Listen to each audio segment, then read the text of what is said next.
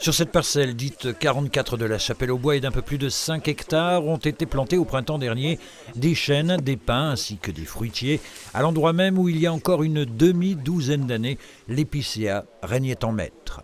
Un peuplement initial de 5 hectares 20 constitué à 100% d'épicéa, qui a été attaqué depuis 2016 par des vagues successives de scolytes. Et arrivé 2018, donc la tempête Eleanor en janvier, qui elle a engendré des chablis, des bois renversés, qui a fragilisé le peuplement et a entraîné par la suite pour 2019, 2020 et 2021 des vagues successives de scolytes, qui nous a entraîné jusqu'à la coupe totale de la parcelle.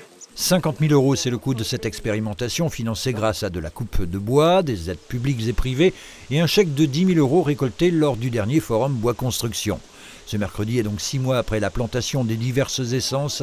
Tous les acteurs ayant soutenu ce projet se retrouvaient sur cette parcelle, déjà peut-être pour faire le point après un été marqué par la sécheresse. On est bénéficiaire de sources ou de rigoles qui passent sur cette parcelle-là, et donc un sol assez pas spécialement séchant. Et donc, comme vous voyez, il y a de la végétation qui nous permet de garder une certaine humidité qu'il y a eu une certaine époque.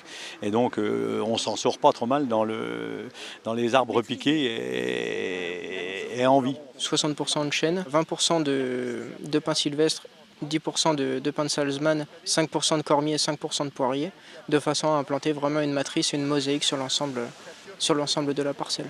Tirer les leçons du passé, se projeter vers l'avenir, déjà en sensibilisant la population à la fragilité de cette nature. C'est pourquoi les écoles des environs ont été associées à ce projet, bien plus grand qu'on ne pourrait le croire, car il concerne tout le sud du département, la forêt de Darney-la-Vosges. Aujourd'hui, en France, en général, il y a 15 forêts d'exception.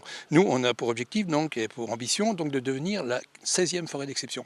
Alors, c'est surtout mettre en valeur nos richesses, qui sont nos forêts. La grande force et la grande particularité de notre projet, c'est donc d'impliquer les forêts communales, la forêt départementale, la forêt bien sûr nationale donc de l'ONF, et puis bien sûr les forêts privées. Ça, c'était le grand challenge. Donc sont impliqués aujourd'hui 50 000 hectares sur ce territoire. Forêt d'exception, c'est-à-dire que nos forêts restent à nous quand même, mais qu'on valorise notre territoire, parce que la forêt n'est pas que de l'arbre qui pousse, c'est un équilibre au point de vue vie en général, et puis fréquentation de nos forêts par rapport à diverses activités. Elles ne sont pas que chasse ou exploitation forestière par les bûcherons, elles peuvent être des activités touristiques ou des activités de plein air. Forêt d'exception à label jusqu'ici réservé au secteur domanial, son obtention est espérée courant 2023.